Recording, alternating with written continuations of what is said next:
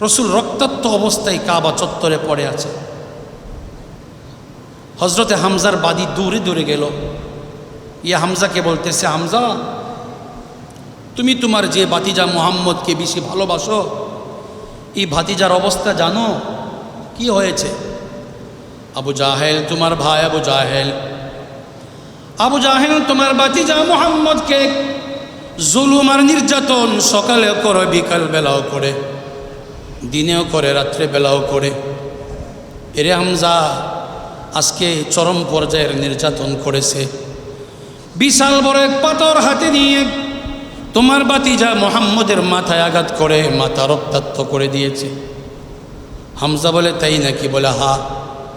হামজা বলে, রে বাদী, আমার ভাতিজা মুহাম্মদ, আমি তাকে অনেক ভালোবাসি।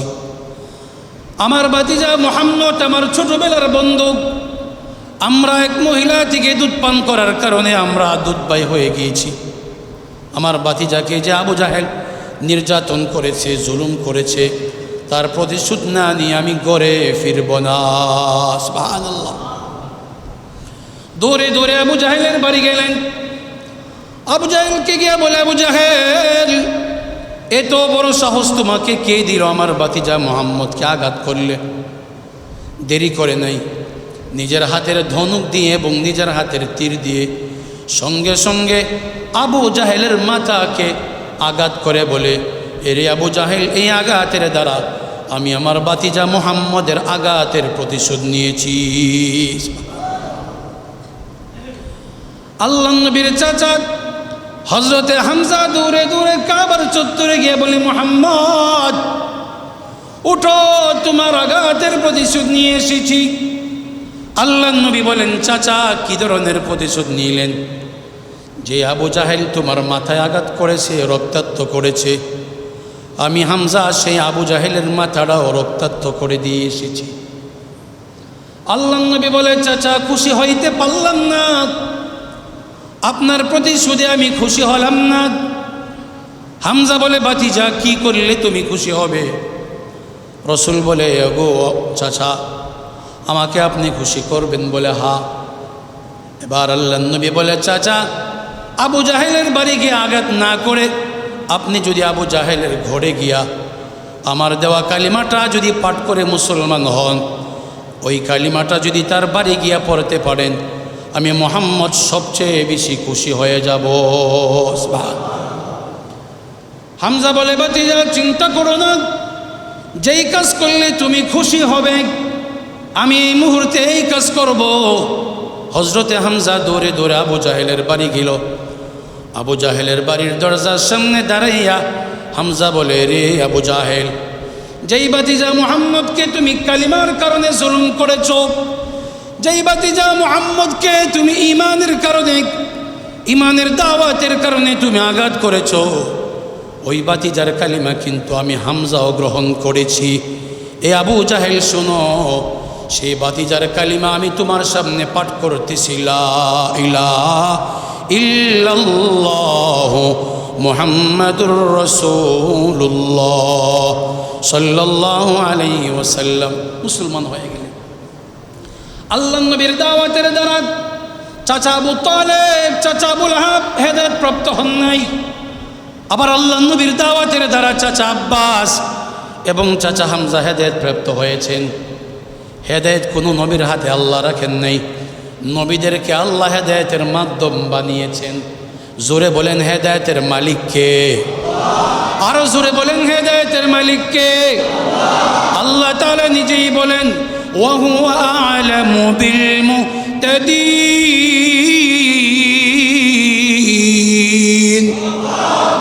আল্লাহ বলেন, হেদায়েত কাকে দিব এটা আমি আল্লাহ নিজেই ভালো জানি, বাকি নবীদেরকে আমি আল্লাহ হেদায়েতের মাধ্যম বানাই। 2 নাম্বার হেদায়েতের মাধ্যম হলো কোরআনে কারীম, আসমানি কিতাব। আল্লাহ বলে, আমি আসমানি কিতাব কোরআনে কারীমকে হেদায়েতের মাধ্যম বানাই। তিলাওয়াতে কোরআন, মানুষ তিলাওয়াতে কোরআন শুনবে, আমি আল্লাহ তাদের ভিতরে হেদায়েতের নূর জ্বালাইয়া দিব। ছোটরা যদি বড়দের কাছে কোনো কিছু চা, এটাকে আরবিতে দোয়া বলে, দোয়া।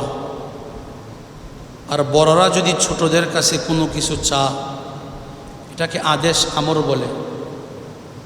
আমরা সবচেয়ে ছোট, আল্লাহ আকবার কুল্লি শাই, সবচেয়ে বড়। আমরা আল্লাহ তাআলার কাছে কোনো কিছু চাওয়া মানে দোয়া করা। আল্লাহ আমাদেরকে যত দোয়া শিখিয়েছেন এর মধ্যে গুরুত্বপূর্ণ একটা দোয়া হলো ইহদিনা, আয় আল্লাহ আপনি আমাদেরকে হিদায়ত দেন। হিদায়তের মানা বিশাল বড় ব্যাপক। দুনিয়াতে যত চাওয়া আছে, চাহিদা আছে, সমস্ত চাওয়া এবং চাহিদা আল্লাহ তাআলা ইহদিনা শব্দের ভিতরে প্রবেশ করে দিয়েছে। বান্দা আল্লাহর কাছে হিদায়ত চা, আল্লাহ আপনি আমাদেরকে হিদায়ত দেন। কারণ হেদায়েতের মালিক একমাত্র আল্লাহ তাআলা। আল্লাহ তাআলা হিদায়েতের মালিক। তো নবীদেরকে পাঠান কেন? নবীদেরকে পাঠান দাওয়াতের জন্যে, হিদায়েতের মাধ্যম, মালিক না। নবীরা হিদায়েতের মাধ্যম, মালিক আল্লাহ তাআলা।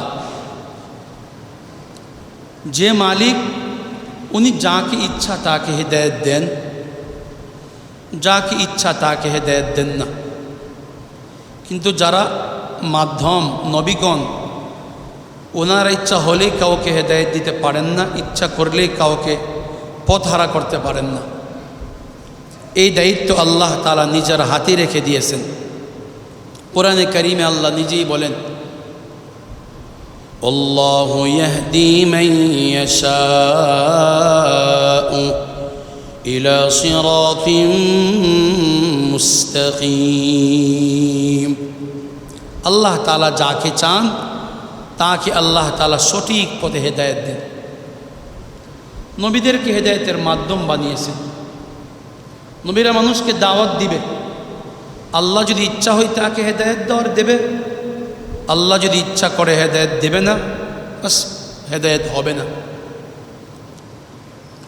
পৃথিবী আল্লাহ তাআলা আদম আলাইহিস সালাতু ওয়াস সালামকে যখন পাঠিয়েছেন, আল্লাহ ওনাকে দাওয়াতের জিম্মাদারি দিয়েছেন, আপনি দাওয়াত দেন, মানুষকে আমার দিকে ডাকেন, হিদায়েতের দিকে ডাকেন। আদম আলাইহিস সালাম ডাকছেন, সকলে হেদায়েত হন নাই। ওনার ছেলে যে হাবিল, তার দলটা যেটা, এটা হেদায়েত হয়েছে। ওনার ছেলে যে কাবিল, তার দলটা হেদায়েত হয় নাই। আদম আলাইহিস সালাতু ওয়াস সালামের পরে আল্লাহ তাআলা হযরতে শীস আলাইহিস সালামকে পাঠিয়েছেন। তিনিও দাওয়াতের কাজ করছেন। তার উম্মতের মধ্যে আল্লাহ একদলকে হেদায়েত দিয়েছেন, একদলকে ধ্বংস করে দিয়েছেন। ওনার পরে আল্লাহ হযরত ইদ্রিস আলাইহিস সালাতু ওয়াস সালামকে পাঠিয়েছেন। ইদ্রিস আলাইহিস সালামের উম্মত সবাই হেদায়েত প্রাপ্ত হন নাই। আল্লাহ যাদেরকে চাইছে তারা হেদায়েত হয়েছে, যাদেরকে চান নাই তারা হেদায়েত হয় নাই। এরপরে আল্লাহ তাআলা সাইয়্যিদুনা নূহ আলাইহিস সালাতু ওয়াস সালামকে পাঠিয়েছেন। তিনি মানুষকে হেদায়েত করার জন্য যত চেষ্টা, যত মেহনত, যত কৌশল, যত হিকমত, সবগুলি তিনি ব্যবহার করেছেন। قال رب إني دعوت قومي ليلا ونهارا فلم يزدهم دعائي إلا فرارا وإني كلما دعوتهم لتغفر لهم جعلوا أصابعهم في آذانهم واستغشوا ثيابهم وأصروا واستكبروا استكبارا ثم إني دعوتهم جهارا নূহ আলাইহিস সালাম বলেন, আমি রাত্রে, দিনে, সকালে, বিকালে এমন কোনো পন্থা এবং রাস্তা নাই যে আমি হেদায়েতের জন্য চেষ্টা করি নাই। কাহারো কাছে একবার, দুইবার, 10 বার, 20 বার, বারবার আমি গিয়েছি। আমার যাওয়াতে আমি বিরক্ত বোধ করি নাই। যাদের কাছে গেছি এরা বিরক্ত হয়ে জালু আসাবিআহুম ফি আযানিহিম, আমার কথা যেন না শোনা লাগে তারা কানের মধ্যে আঙ্গুল দিয়া রাখত। ওয়াস্তাগসাউ সিয়াবাহুম, তারা কাপড় দিয়ে চেহারাগুলি ঢেকে রাখতো, আমাকে যেন না দেখা লাগে, আমি যেন তাদেরকে দেখতে না পাই। এরপরও তারা হেদায়েত হয় নাই। নূহ আলাইহিস সালাম সবচেয়ে বেশি লম্বা সময় উম্মতকে হেদায়েত করার চেষ্টা করছেন, ৯৫০ বছর। কিছু সংখ্যক লোক ছাড়া কেউ হেদায়েত হয় নাই। যদি নবীরা হেদায়েতের মালিক হতেন, যার কাছে যেতেন সেই হেদায়েত হতো। নবীরা যেহেতু হেদায়েতের মালিক না, এই জন্য যাদের কাছে গেছে অল্প সংখ্যক লোক ছাড়া কেউ হেদায়েত প্রাপ্ত হন নাই। শেষ পর্যন্ত তিনি বদদুয়া দিয়ে দিলেন, রব্বি লা তাযার আলাল আরদি মিনাল কাফিরিনা দাইয়ারা ইন্নাকা ইন তাযারহুম ইউদিল্লু ইবাদাক ওয়ালা ইয়ালিদু ইল্লা ফাজিরান কাফফারা। নূহ আলাইহিস সালাম বদদুয়া দেন, আল্লাহ আমি তাদের পিছনে অনেক মেহনত করলাম, কষ্ট করলাম, কোরবানি করলাম, আমার হেদায়েত তারা গ্রহণ করে নেয়, আল্লাহ আপনি তাদেরকে ধ্বংস করে দেন। নূহ আলাইহিস সালামের বদদুয়ার কারণে যারা হেদায়েত প্রাপ্ত হয় নাই, আল্লাহ তাদেরকে ধ্বংস করে দিয়েছেন। নূহ আলাইহিস সালামের পরে আল্লাহ হযরতে হুদ আলাইহিস সালাতু ওয়াস সালামকে প্রেরণ করলেন কওমে আদের কাছে। তারাও হেদায়েত প্রাপ্ত হয় নাই, আল্লাহ তাদেরকেও ধ্বংস করে দিয়েছেন। হযরতে হুদের পরে আল্লাহ হযরতে সালেহ আলাইহিস সালাতু ওয়াস সালামকে প্রেরণ করলেন কওমে সামুদের কাছে। উনি মেহনত করলেন, কষ্ট করলেন, হেদায়েতের দিকে ডাকলেন। তারা হেদায়েতগুলো ডাকের সাড়া দেয় নাই, এই জন্য আল্লাহ কওমে সামুদকেও ধ্বংস করে দিয়েছেন, হেদায়েত প্রাপ্ত হয়ে যায়। এরপরে সাইয়্যিদুনা ইব্রাহিম আলাইহিস সালামকে আল্লাহ পাঠালেন, লূত আলাইহিস সালামকে পাঠালেন। লূত আলাইহিস সালামের উম্মত হেদায়েত প্রাপ্ত হয় নাই, আল্লাহ তাদেরকেও ধ্বংস করে দিয়েছেন। হযরতে শুআয়ব আলাইহিস সালামকে আল্লাহ মাদিয়ানের দিকে প্রেরণ করেছেন।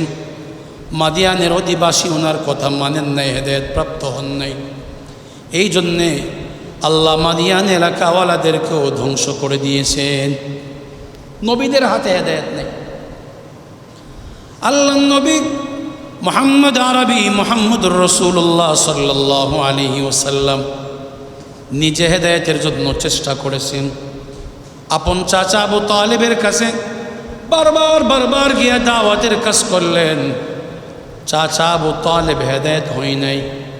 চাচা আবু লাহাবের কাছে বারবার গেলেন, চাচা আবু লাহাবও হেদায়েত প্রাপ্ত হয় নাই।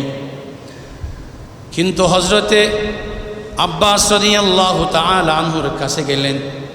প্রথমত তিনি হেদায়েত প্রাপ্ত হন নাই, জীবনের শেষ দিকে তিনি হেদায়েত প্রাপ্ত হলেন।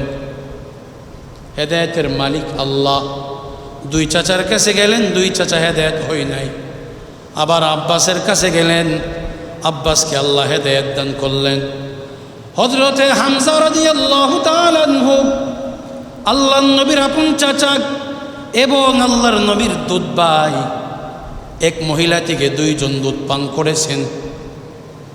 এই জন্যে ছোটোবেলা থেকে হযরতে হামজা এবং আল্লাহর নবী বন্ধুত্বের মতো চলাফেরা করতেন। আল্লাহর রাসূল সাল্লাল্লাহু আলাইহি ওয়াসাল্লাম 4 জন মহিলা থেকে দুধ পান করেছিলেন। মা আমেনা থেকে দুধ পান করছেন, আমেনার বাদী উম্মে আইমান থেকে দুধ পান করেছেন, এরপরে আবু লাহাবের বাদী সুয়াইবা থেকে দুধ পান করেছেন। তায়েফের ময়দানে হালিমাতুস সাদিয়া রাদিয়াল্লাহু তাআলা আনহা তার থেকেও দুধ পান করেছেন। যেই সুয়াইবা থেকে রসুল দুধ পান করেছেন, এই সুয়াইবা থেকে হযরতে হামজাও দুধ পান করেছেন। চাচা বাতিজা এক মহিলা থেকে দুধ পান করার কারণে তারা দুধবাই হয়ে গেছে। এই জন্য রসুলকে অনেক ভালোবাসতেন, রসুলের সাথে অনেক সম্পর্ক ছিলেন। রসুল দাওয়াত দিলেন, চাচা আমাকে তো আল্লাহ নবী বানাইয়া পাঠিয়েছে, আপনি মূর্তি পূজা ছেড়ে এক আল্লাহর প্রতি ঈমান নিয়ে আসেন। হামজা রাদিয়াল্লাহু তাআলা আনহু উনি শিকারি করতেন, জঙ্গলায় গিয়ে শিকারি করা ওনার কাছে প্রিয় জিনিস ছিল। সব সময় তার সাথে তীর এবং ধনুক থাকতেন। একদিন তিনি শিকারি করতে জঙ্গলায় গেলেন, শরীরে অস্ত্র শস্ত্র তীর ধনুক সবগুলা শরীরে সজ্জিত।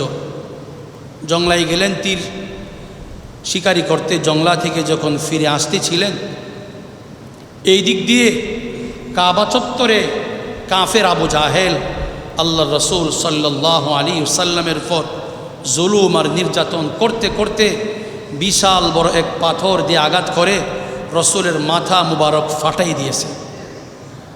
রসুল রক্তাক্ত অবস্থায় কাবা চত্বরে পড়ে আছে। হজরতে হামজার বাদী দূরে দূরে গেল, ইয়ে হামজাকে বলতেছে, হামজা তুমি তোমার যে ভাতিজা মুহাম্মদকে বেশি ভালোবাসো, এই ভাতিজার অবস্থা জানো কি হয়েছে? আবু জাহেল তোমার ভাই, আবু জাহেল তোমার ভাতিজা মুহাম্মদকে জুলুম আর নির্যাতন সকালেও করে, বিকাল বেলাও করে, দিনেও করে, রাত্রে বেলাও করে।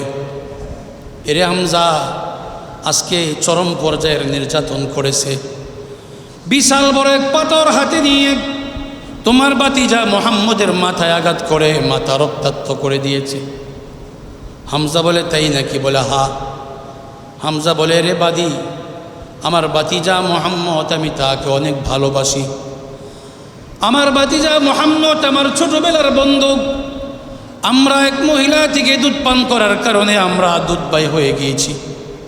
আমার ভাতিজাকে যে আবু জাহেল নির্যাতন করেছে, জুলুম করেছে, তার প্রতিশোধ না নিয়ে আমি ঘরে ফিরব না। সুবহানাল্লাহ। দৌড়ে দৌড়ে আবু জাহেলের বাড়ি গেলেন। আবু জাহেলকে গিয়ে বলে, আবু জাহেল এত বড় সাহস তোমাকে কে দিল আমার ভাতিজা মুহাম্মদকে আঘাত করলে? দেরি করে নাই, নিজের হাতের ধনুক দিয়ে এবং নিজের হাতের তীর দিয়ে সঙ্গে সঙ্গে আবু জাহেলের মাথাকে আঘাত করে বলে, এরে আবু জাহেল এই আঘাতের দ্বারা আমি আমার ভাতিজা মুহাম্মদের আঘাতের প্রতিশোধ নিয়েছি। আল্লাহ নবীর চাচা হযরতে হামজা দূরে দূরে কাবার চত্বরে গিয়ে বলে, মুহাম্মদ উঠো, তোমার আঘাতের প্রতিশোধ নিয়ে এসেছি।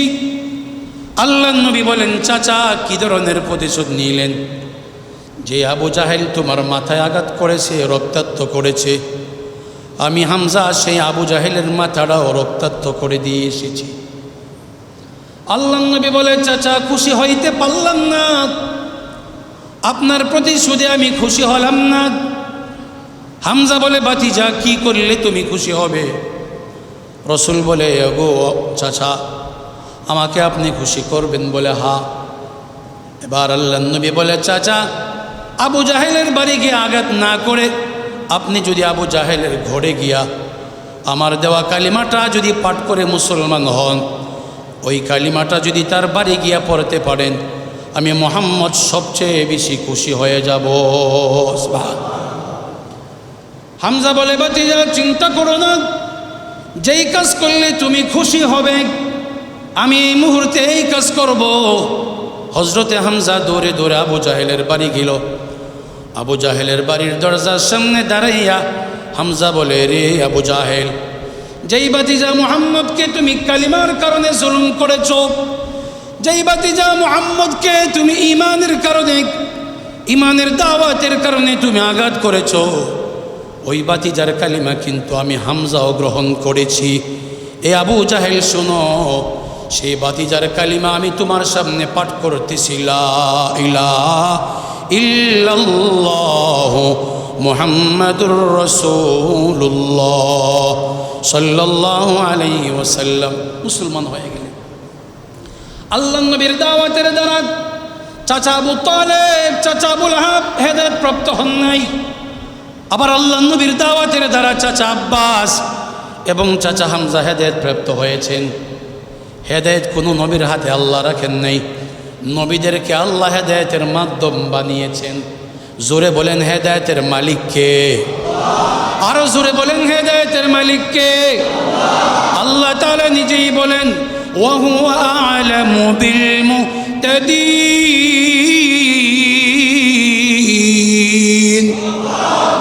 আল্লাহ বলেন হেদায়েত কাকে দিব এটা আমি আল্লাহ নিজেই ভালো জানি, বাকি নবীদেরকে আমি আল্লাহ হেদায়েতের মাধ্যম বানাই। 2 নাম্বার হেদায়েতের মাধ্যম হলো কোরআনে কারীম, আসমানি কিতাব। আল্লাহ বলে আমি আসমানি কিতাব কোরআনে কারীমকে হেদায়েতের মাধ্যম বানাই।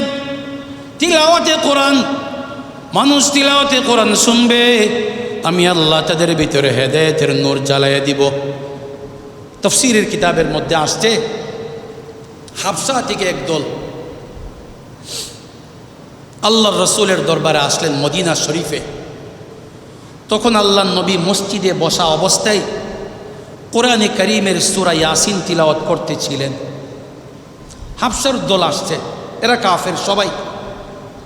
এরা রাসূলের কাছে আসলেন, কিছু বলেন নাই, আর রাসূলের জবানের কোরআন তিলাওয়াত শুনতেছে। একটু আন্দাজ করেন মক্কা মদিনার ইমামগণের তিলাওয়াত কত মধুর আর কত মজা। আর যে রাসূলের উপর কোরআন নাজিল হয়েছে, এ রাসূল যদি কোরআন তিলাওয়াত করে, কোরআন তিলাওয়াতটা কেমন হবে? আল্লাহু আকবার বলে কেমন হবে কোরআন তিলাওয়াত? আল্লাহর রাসূল বসে বসে কোরআনের সূরা ইয়াসিন তিলাওয়াত করেন। হাবশার একদল কাফের, তাদেরকে রাসূল কিছু বলেন নাই। রাসূল কোরআন তিলাওয়াত করেন, সূরা ইয়াসিন তিলাওয়াত করেন। আর দেখা যায় হাবশা থেকে জিনারা আসছে, কোরআন তিলাওয়াত শুনে শুনে তাদের চোখ দিয়া পানি বের হয়ে যাচ্ছে, অশ্রুতে গাল ভিজে যাচ্ছে। কোরআন তিলাওয়াত শেষ। হাবশার যারা আল্লাহর নবীর দরবারে এসেছিল তারা বলে, নবী গো, আমরা কাফের অবস্থায় আপনার কাছে এসেছিলাম, আপনি যে কোরআন তিলাওয়াত করেছেন, কোরআন তিলাওয়াতের দ্বারা আমাদের দিলের ভিতরে আল্লাহ নূর পয়দা করে দিয়েছে। আফামান শারাহাল্লাহু সাদরাহু লিল ইসলাম ফাহুয়া আলা নূরিম মির রাব্বিক ফাওয়াইলুল লিল কাসিয়াতি কুলুবুহুম মিন যিকরিল্লাহ উলাইকা ফি যালালিম মুবিন।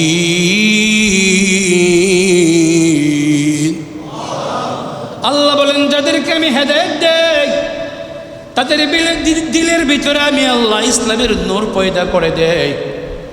হাবশা থেকে যারা এসেছে কোরআন তেলাওয়াত শোনার দ্বারা আমি আল্লাহ তাদের ভিতরে ঈমানের নূর পয়দা করে দিয়েছি।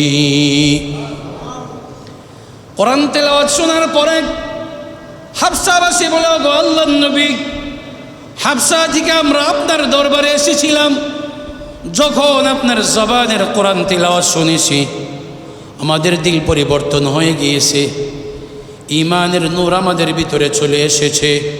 ও নবী, আপনি আমাদেরকে কালিমা পড়ায় মুসলমান বানিয়ে দিন, আর দেরি করব না। কোরআন তেলাওয়াত আমাদের দিলকে নরম বানিয়ে দিয়েছে। সুবহানাল্লাহ। এই ঘটনা আল্লাহ কোরআনে কারীমে ইরশাদ করেন, وَإِذَا سَمِعُوا مَا أُنزِلَ إِلَى الرَّسُولِ تَرَى أَعْيُنَهُمْ تَفِيضُ مِنَ الدَّمْعِ مِمَّا عَرَفُوا مِنَ الْحَقِّ يَقُولُونَ رَبَّنَا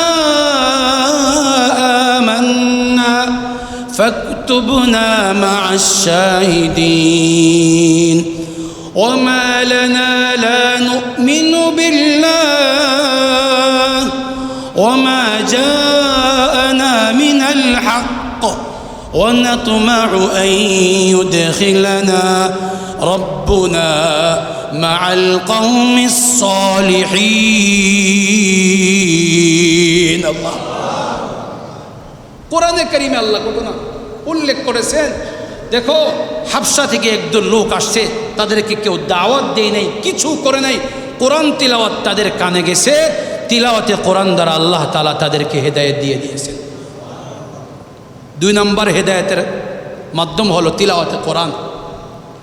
কোরআনে কারীমে 26 নম্বর পারাতে সূরা আহকাফে একটা ঘটনা আসছে।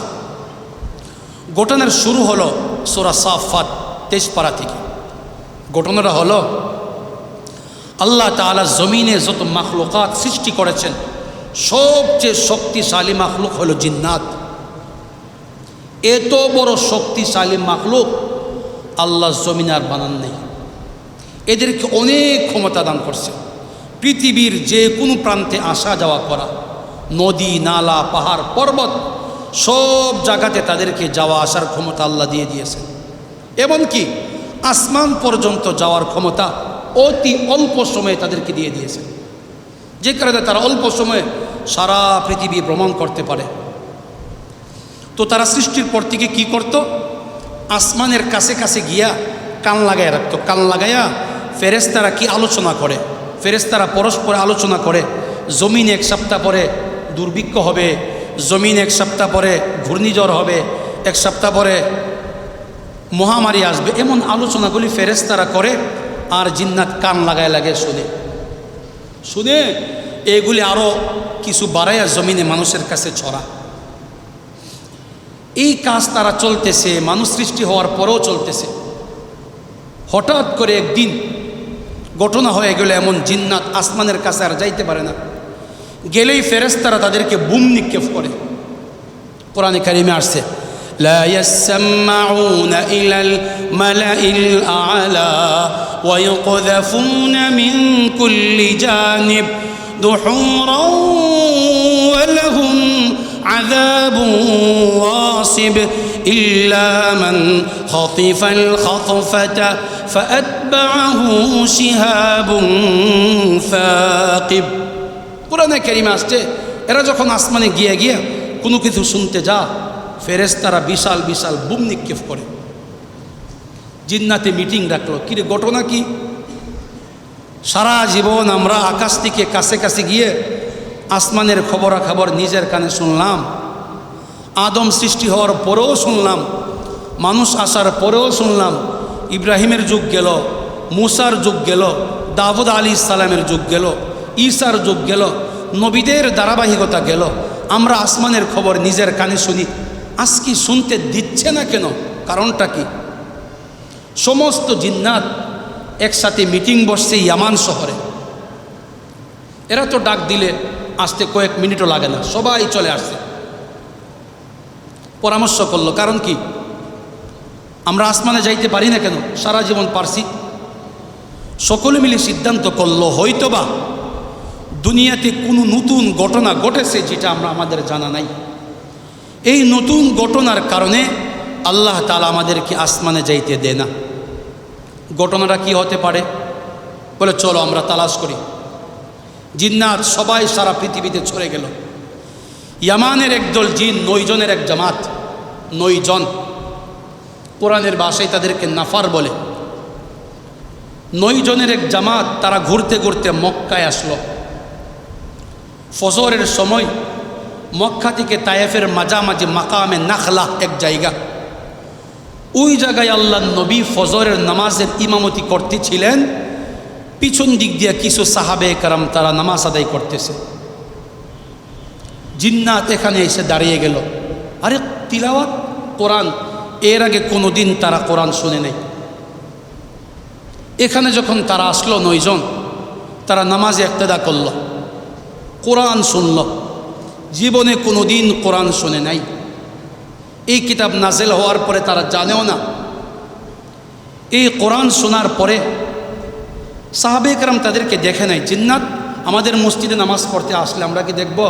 দেখব না তো, অনেক সময় আসে, আসলেও কে দেখবে না।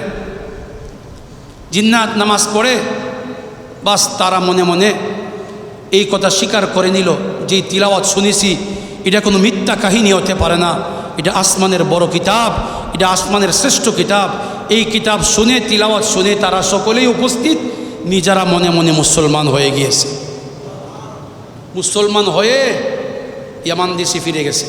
ফিরে গিয়া তাদের সকল জাতিকে তারা ডাকছে, ডাইকা ক্বালু ইয়া কওমানা ইন্না সামি'না কিতাবা উনজিলা মিন বাদি মূসা মুসাদ্দিকান লিমা বাইনা ইয়াদাইহি ইয়াহদি ইলাল হাক্কি ওয়া ইলা তরিকিম মুস্তাকিম। জিন্নাতের 9 জনের প্রতিনিধি দল ইয়ামান শহরে ফিরে গিয়ে সকলকে ডাকল, ও জিন্নাত, নতুন ঘটনা কি ঘটেছে তোমরা জানোনি? বলে, না, জানি না। নতুন ঘটনা যেটা ঘটেছে এটা হলো আল্লাহ আসমান থেকে নতুন একটা কিতাব নাজিল করেছে, এই কিতাব আমরা শ্রবণ করেছি।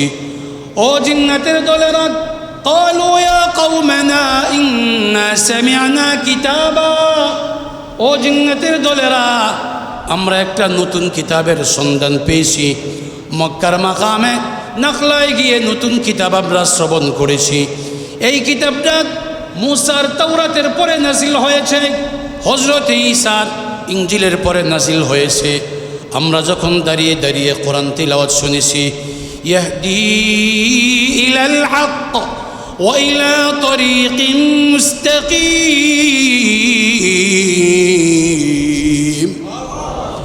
জিন্নাতেরা বলে, রে জিন্নাতের দলেরা শুনো, যেই কোরআন তিলাওয়াত আমরা শুনেছি, কোরআন তিলাওয়াত শুনে শুনে কিন্তু আমরা মুসলমান হয়ে গিয়েছি। ও জিন্নাতের দলেরা, আমরাও তোমাদেরকে দাওয়াত দেই, তোমাদেরকে আমরা কোরআন তিলাওয়াত শুনিয়ে দিই। জিন্নাতেরা বাকি জিন্নাতদেরকে কোরআন তিলাওয়াত শুনিয়ে দিয়েছেন। এই কোরআন তিলাওয়াত শুনিয়ে দেওয়ার কারণে বাকি যতজন জিন্নাত ছিল উপস্থিত 300 জন জিন্নাত, উপস্থিত 300 জন জিন্নাত সকলেই কালিমা পড়ে মুসলমান হয়ে গিয়েছে। এই 300 জন জিন্নাত যে মুসলমান হয়েছে, রসুলের সাথে সাক্ষাৎ করে নাই, দেখা করে নাই। 300 জন একসাথে মিলে রসুল যখন মদিনায় আসলেন, তারা সবাই মদিনায় আসছেন। আয়েশা বলতেছি, ইয়া রাসূলুল্লাহ, আমরা জিনদের এক জামাত, তোমরা আমার কাছে কেন আসতো? সূরা জিন, একটা জিন আছে, সূরা জিন নামে একটা সূরা, 29 নম্বর পারায়। ওই সূরার মধ্যে আসছে 300 জন জিন রসুলের দরবারে উপস্থিত হয়ে বলতেছে, قل أوحي إلي أنه استمع نفر من الجن فقالوا إنا سمعنا قرآنا عجبا يهدي إلى الرشد فآمنا به ولن نشرك بربنا أحدا। জিন্নাত আল্লাহর নবীর দরবারে হাজির হয়ে বলেন, ও নবীজি, আপনার জবান থেকে আমরা এমন এক কোরআন শুনেছি, এই কোরআন ইতিপূর্বে কোনোদিন শুনি নাই। ওগো নবীজি, এই কোরআন শোনার দ্বারা আমাদের দিলের অবস্থা পরিবর্তন হয়ে গিয়েছে। এই কোরআন আমাদেরকে হেদায়েত দিয়ে দিয়েছে। এই কোরআন শোনার পরে আমরা সকলেই মিলে মুসলমান হয়ে গিয়েছি। ও নবী, আপনার দরবারে হাজির হয়েছি, কালিমা আপনার জবান দ্বারা আমরা কালিমা শুনবো, কালিমা পড়ব, আমাদেরকে পড়ায় দেন লা ইলাহা ইল্লাল্লাহু মুহাম্মাদুর রাসূলুল্লাহ সাল্লাল্লাহু আলাইহি ওয়াসাল্লাম। জিন্নাত কোরআন তিলাওয়াত শুনে মুসলমান হয়ে গেছে। বলতেছিলাম, হেদায়েতের 1 নম্বর মাধ্যম হলো নবীদের দাওয়াত, 2 নম্বর মাধ্যম হলো নবীদের তিলাওয়াত, 3 নম্বর মাধ্যম হলো ওয়ারাসাতে আম্বিয়া, নবীদের যারা ওয়ারিস তাদের দাওয়াতের দ্বারা আল্লাহ তাআলা কখনো কখনো হেদায়েত দেন, তাদের দাওয়াতের দ্বারা আল্লাহ হেদায়েত দেন। 4 নম্বর, একটা মুজিজার দ্বারা, তুচ্ছ একটা জিনিসের দ্বারা আল্লাহ তাআলা হেদায়েত দেন। হেদায়েত আল্লাহ তাআলা দেন কোন সময় কোন বান্দাকে কি অবস্থায় হেদায়েত দিবেন, হেদায়েতের মালিক আল্লাহ। আল্লাহ বলে, আমি বান্দাদেরকে হেদায়েত দেই। কঠোর কাফের যে, মুশরিক যে, আমি আল্লাহ তাদেরকেও হেদায়েত দান করি। কোরআনে কারীমে ঘটনা আসছে, মুসা আলাইহিস সালাতু ওয়াস সালামের জামানা। মুসা আলাইহিস সালাম ফিরাউনের কাছে গেল। ফিরাউনের কাছে গিয়া বলল, ফিরাউন, আমি মুসা, আল্লাহ তাআলা আমাকে নবী বানাইছেন। ফিরাউন বলে, তুমি যে নবী তার প্রমাণ। মুসা বলে, কি প্রমাণ দরকার বলো? এই যে দেখো আমার হাতে লাঠি, এই লাঠি যদি আমি জমিনে ছাড়ি, আমার লাঠির সঙ্গে সঙ্গে সাপ হয়ে যায়, এটাই প্রমাণ। ফিরাউন বলে, এটা প্রমাণ? এই বেটা, এটা তো লাঠি জমিনে ছাড়লে সাপ হওয়া, এটা তো নবী হওয়ার কোনো প্রমাণ না, এটা তো একটা জাদুগিরি, জাদু। বলে জাদু না, এটা আল্লাহ তাআলার পক্ষ থেকে মুজিজা। বলে না জাদু। ফেরাউন বলে তোমার জাদুর মোকাবেলা আমি ফেরাউন ও জাদু দিয়া করব। লম্বা ঘটনা, সংক্ষেপে বলি। ফেরাউন সারা দেশের জাদুঘরদেরকে ডাকলেন। একটা কথা মনে রাখবেন, আল্লাহ তাআলা যেই যুগে যেই নবীকে পাঠাইছেন, ওই যুগে যেটা প্রসিদ্ধ ছিল, মানুষের কাছে যেটা বড় মনে হতো, ওই যুগের নবীকে আল্লাহ ওই যোগ্যতা দিয়ে পাঠাইছেন। ঈসা আলাইহিস সালামের যুগটা ছিল ডাক্তারি যুগ। যে যত বড় ডাক্তার, আল্লাহ তাআলা ওই যুগে যে যত বড় ডাক্তার হন, মানুষ তাকে এত বড় মনে করেন। তা আল্লাহ তাআলা ঈসা আলাইহিস সালামকে এমন ডাক্তারি বিদ্যা দিয়েছেন, ডাক্তাররা যেই কাজ জীবনও ডাক্তারি করে পারে না। যেমন মনে করেন পৃথিবীর কোনো ডাক্তার কোনো অন্ধকে ভালো করবে, নতুন চোখ দান করবে, এমন ডাক্তার সৃষ্টি হয় নাই। আল্লাহ তাআলা ঈসা আলাইহিস সালামকে এই ডাক্তারি দিয়েছেন, উনি হাত লাগাইলে জন্ম অন্ধ ভালো হয়ে যায়। আরেকটা ডাক্তারি পৃথিবীর শুরু থেকে কিয়ামত পর্যন্ত মারা গেলে মরণকে জীবিত করা, এই ডাক্তার দুনিয়াতে আছে। কিন্তু ডাক্তার কেহ আর মৃত্যুবরণ করতো না, এরা নিজেদের ডাক্তারি দিয়ে এরা জিন্দা থাকতো। আল্লাহ তাআলা ওই ডাক্তারির যুগে ঈসা আলাইহিস সালামকে পাঠানোর কারণে আল্লাহ তাআলা ঈসা আলাইহিস সালামকে ডাক্তারি বিদ্যা দিলেন, যে মরণের মুর্দা মানুষের পাশে গিয়ে তিনি ডাক দিলে আল্লাহ তাআলা মুর্দাকেও জিন্দা করে দিতেন। আমাদের নবীর যুগটা ছিল সবচেয়ে বড় শিক্ষিতর যুগ। সারা বিশ্বে এত শিক্ষিত মানুষ ইতিপূর্বে ছিল না। তো আল্লাহ তাআলা আল্লাহর রাসূলকে এক কিতাব দিয়েছেন। রসুল সবচেয়ে বড় শিক্ষার যে কিতাব কোরআন, এই কোরআন আল্লাহ আমাদের রসুলকে দান করছেন। তো রসুল বলেন, তোমরা তো সবাই শিক্ষিত মানুষ, আমার কোরআনের একটা লাইন তোমরা সকল শিক্ষিতরা মিলে এমন একটা লাইন তৈরি করো। পারে নাই। কেন?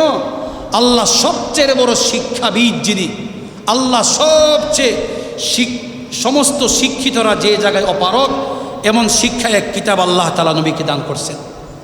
তো বলতেছিলাম মুসা আলাইহিস সালামের যুগটা ছিল জাদুঘরের যুগ। এই জন্য আল্লাহ তাআলা জাদুবিদ্যার এলেম মুসা আলাইহিস সালামকে দিয়ে পাঠাইছেন। এলাকার প্রত্যেক স্কুলও জাদু শিক্ষা দেওয়া হয়, প্রত্যেক ভার্সিটির জাদু শিক্ষা দেওয়া হয়, প্রত্যেক কলেজে জাদু শিক্ষা দেওয়া হয়। সারা পৃথিবী শুধু জাদুঘর আর জাদুঘর ভরা। ফেরাউন বলল, মুসা তুমি যেহেতু জাদু দিয়া লাঠিকে সাপ বানাও, আমি তোমার জাদুর মোকাবেলা জাদু দিয়া করব। فأرسل فرعون في المدائن حاشرين يأتوك بكل ساحر عليم وجاء السحرة فرعون قالوا إن لنا لأجرا إن كنا نحن الغالبين ফেরাউন সারা জাদুঘরকে সংবাদ দিলেন, আসো। সারা মিশরের জাদুঘর জমা হয়ে গেল, সমস্ত রাষ্ট্রের জাদুঘরগুলি জমা হয়ে গেল। ফেরাউন বলে, জাদুঘরকে বাছাই করো, যারা ডিগ্রিওয়ালা জাদুঘর, যারা বিজ্ঞ জাদুঘর, এমন জাদুঘরদেরকে বাছাই করে করে একসাথে জমা করো। লক্ষ লক্ষ জাদুঘর থেকে বাছাই করে করে ৭২,০০০ জাদুঘরকে একসাথে জমা করা হলো। এই ৭২,০০০ জাদুঘরকে দিয়ে খেলা করা হবে। মুসার জাদুর বিরুদ্ধে তারা মোকাবেলা করবে ৭২,০০০ জাদুঘর। ফেরাউন বলে, রে মুসা, তোমার লাঠির বদলা তুমি সাপ বানাও, আমরা জাদুঘর দিয়া তোমার লাঠিগুলি আমরা জাদুর মোকাবেলা জাদু দিয়ে করব। এ মুসা, একটা সময় করো, ডিট করো, এক তারিখ নির্ধারণ করো। মুসা আলাইহিস সালাতু ওয়াস সালাম বলেন, ক্বালা মাউইদুকুম ইয়াউমুজ যিনা ওয়া আন ইউহশারান নাসু দুহা। মুসা বলে, ঠিক আছে, ডিট ঠিক করব মুহররমের 10 তারিখ, সময় সকালের পরে জোহরের আগে চাস্তের সময়। সময় ঠিক হয়ে গেল, জাদুঘর জমা হয়ে গেল। একদিকে ৭২,০০০ জাদুঘর, যারা কাফের, যারা মুশরিক, যারা শিরিক করে, যারা কুফরি করে, জীবনে কোনোদিন আল্লাহকে ডাক দেয় নাই, জীবনে কোনোদিন ঈমান তারা আনে নাই, জীবনে কোনোদিন তারা কোনো আমল করে নাই, সারা জীবন শুধু আল্লাহর সঙ্গে কুফরি আর শিরিক করে গেছেন। এবার তারা বলে, ও ফেরাউন, আমরা যদি বিজয় লাভ করি কি করবে, আমাদেরকে কি পুরস্কার দিবে?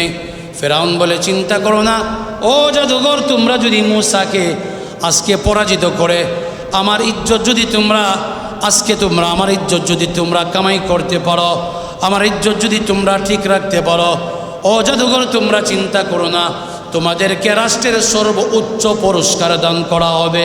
খুশি তারা। জাদুঘররা আসলো, জাদুঘররা একদিকে দাঁড়াইলো, একদিকে ৭২,০০০ জাদুঘর, আর একদিকে মুসা এবং তার ভাই হারুন দুইজন। একদিকে ৭২,০০০, একদিকে দুইজন। বলতেছিলাম আল্লাহ তাআলা যদি কাউকে হেদায়েত দেন কিভাবে দেন দেখেন। ৭২,০০০ জাদুঘর, তাদের কাজ ছিল শিরিক করা, কুফরি করা। এই মুহূর্তে দাঁড়াইয়া দাঁড়াইয়া তারা বলে ওয়াকালু বিইজ্জাতি ফিরআউন ইন্না লানাহনুল গালিবুন।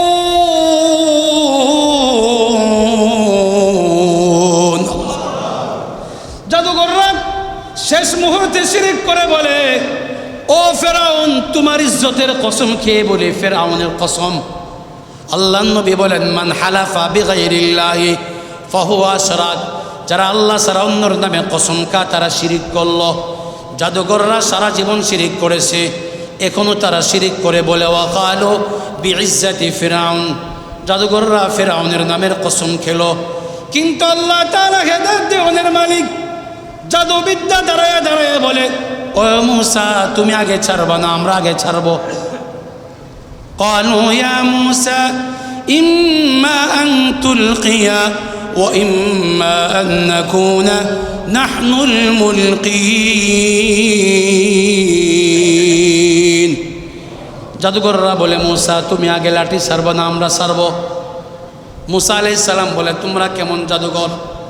এরা বলে আমরা ডিগ্রিওয়ালা জাদুঘর। ও মুসা তুমি শুধু লাঠি দিয়া সাপ বানাও, আর আমরা লাঠি দিয়েও সাপ বানাইতে পারি, আবার রশি দিয়েও সাপ বানাইতে পারি, ডবল ডিগ্রি।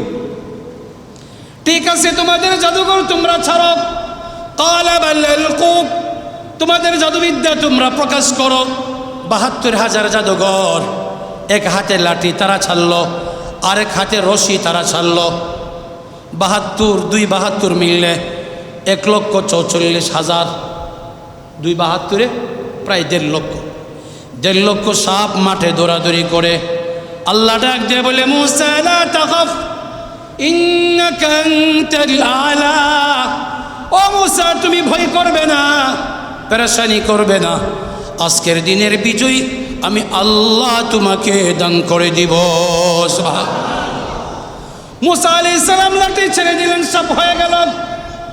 লাঠি ছাড়ার সঙ্গে সঙ্গে মুসা আলাইহিস সালামের সাপটা মুহূর্তের ভিতরে ১.৫ লক্ষ সাপকে গিলিয়া ফেলেছে। জাদুঘররা বলে রে আমরা জাদুবিদ্যায় ডিগ্রি অর্জন করেছি, এমন কোনো জাদুবিদ্যা নাই যে জাদুগুলি আমরা জানি না। সমস্ত জাদুগুলি আমরা জানি। জাদুবিদ্যার দিক দিয়ে আমরা প্রফেসর, জাদুবিদ্যার দিক দিয়ে আমরা বিশ্ববিদ্যালয়ের শিক্ষক। আমাদের মতো জাদু কেউ জানে না। এই যে মুসার কাহিনীটা, কোনো দিন জাদু হতে পারে না। মুসা কোনো দিন জাদুঘর হতে পারে না। মুসার লাঠি থেকে সাপ বাঁধানো এটা জাদু হবে না, এটা হইল আসমানের মুজিজা। সঙ্গে সঙ্গে সকল জাদুঘররা ও উলকিয়াস সাহারাতু সাজিদিন ক্বালু আমান্না বিরাব্বিল আলামিন।